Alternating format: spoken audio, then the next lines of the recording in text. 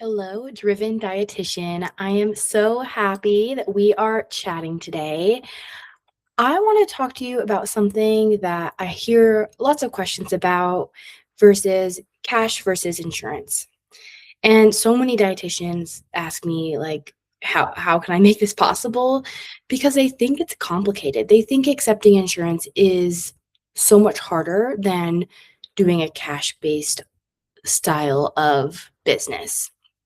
But in reality, there's actually only a few separate things that are going to be needed. So, with the differences, we're going to go over all of the things you need if you are having a cash-based practice, and then the additional steps you'll need if you are looking to add insurance. And really, between the two models, you're gonna notice, maybe some different accessibility points, the consistent income differences, and you might be feeling stuck because you hear vice versa. So let's go over this. So first, we have our checklist for our cash-based private practice. So these are going to be things that no matter what, we need to have available to us. So we have our passing our exam. We have to become a dietitian. So if you're a student watching this, first step, pass your exam, register with the CDR. And that will be the very first thing you need to do, whether you are a student or if you're already a dietitian, you probably already accomplished this piece. Then you have to establish your business structure. So that's going to be whether you're LLC, a PLLC, S Corp. This will depend on your state. This will depend on how much income you're going to be making. This will depend on lots of different things.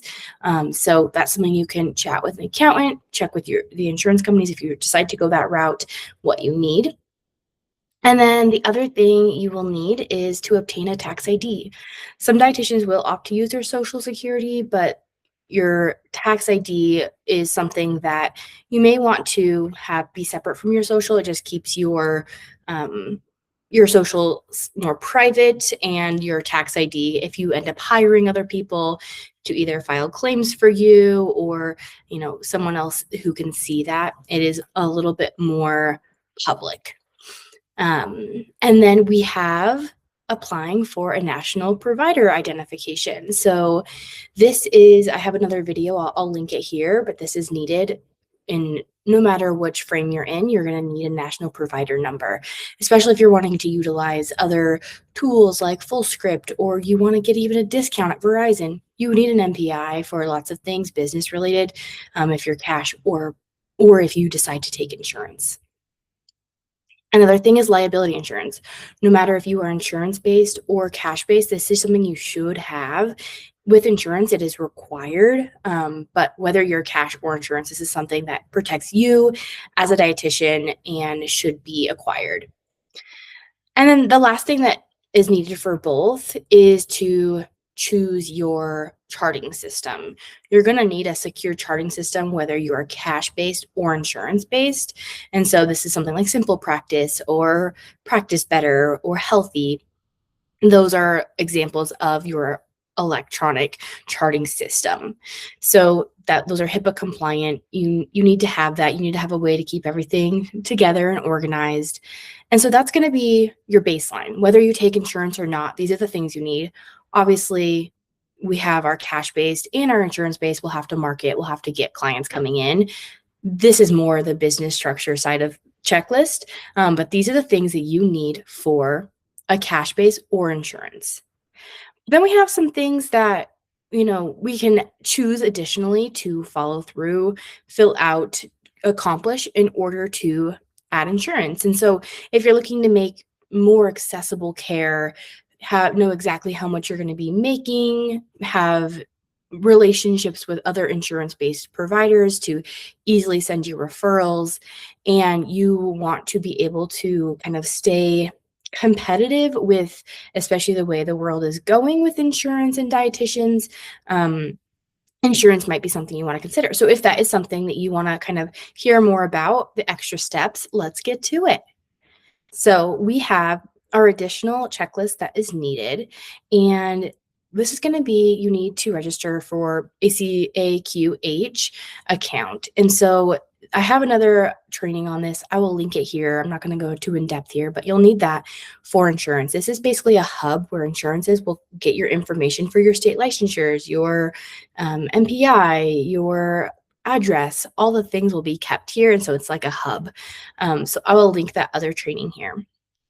The next thing you need to do is you need to submit credentialing applications. So these are going to be applications that you send directly to the insurance companies. So you just submit the application and then you have to wait a little bit, but then you'll get another application or a contract immediately to sign depending on the insurance company. They will send you that, you'll sign it, and then you get to start seeing clients. So once you start seeing your clients, then the last thing you have to do is file your claims. And so that's where a lot of dietitians are like, well, that's the part I'm worried about. Obviously, the applications and the contract, like how do I get there? So it is a little bit of an extra step, but it's actually very simple. And if you are someone who's like, I need support, like how do I go from, not having a business at all to accepting insurance and having clients right away? I teach that inside my Insurance Mastery Academy if you're wanting this step by step. If you're someone who already has a cash-based business and looking to add insurance, that's also a great place for you. But if you're like, I'm already accepting insurance, but I still just don't know how to file claims, that's where you have to learn the coding, the diagnostic, the procedure codes, the modifiers, all the things, which I teach that inside Insurance Mastery Academy, but I also have tools and guides and one-on-one intensives for that. So these are just the little things you need. So it maybe looks like, from afar, it's like, wow, that's a lot. But in reality, it's not that much more than if you had a cash base, because here's some things that this is doing for you. Right, with cash base, you have to be able to market and sell to people who are willing to spend their own money for your services. Not that you're not worth that. You're 1000% worth that. But if you have insurance, then you get to eliminate a barrier. You get to have more accessible care. And because there are so many access to dietitians and insurance, like if they're not coming to you, they're going to find someone on a different platform. And so if you wanted to, a lot of people enjoy supporting small businesses. So if you wanted to get the, people in your community, instead of them going to a large platform and seeing a dietitian with insurance that way, accepting insurance is going to be how you can get those clients. Another thing with insurance is you can easily network with other insurance healthcare providers.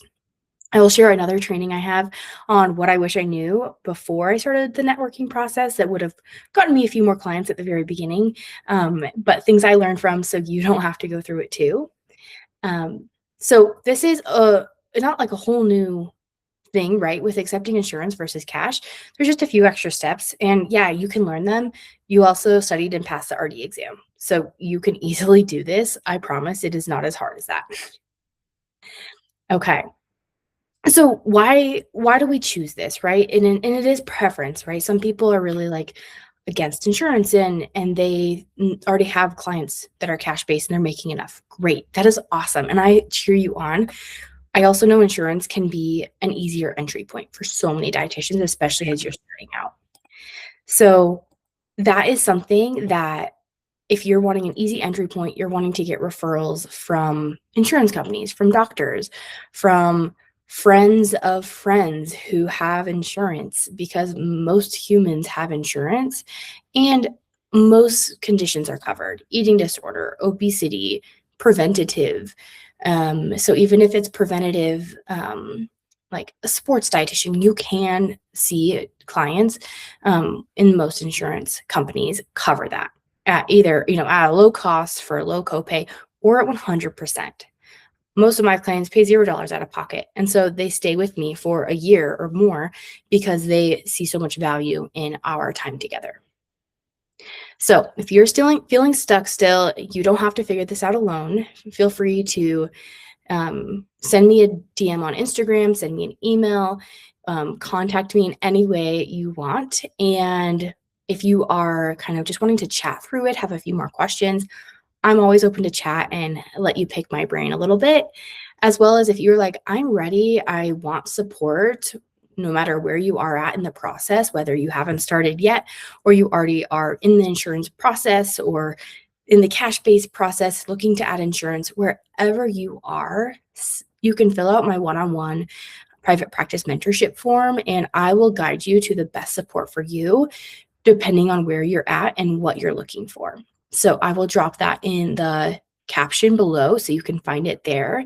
And if you want to sign up for my newsletter so you get these free resources, you can also send me a DM and I'll send you that information. You can add me to your contacts and you'll get that in your inbox each week. So let me know if you have any questions regarding this. You can drop it in the caption here or the comments here, and I will see you at the next training.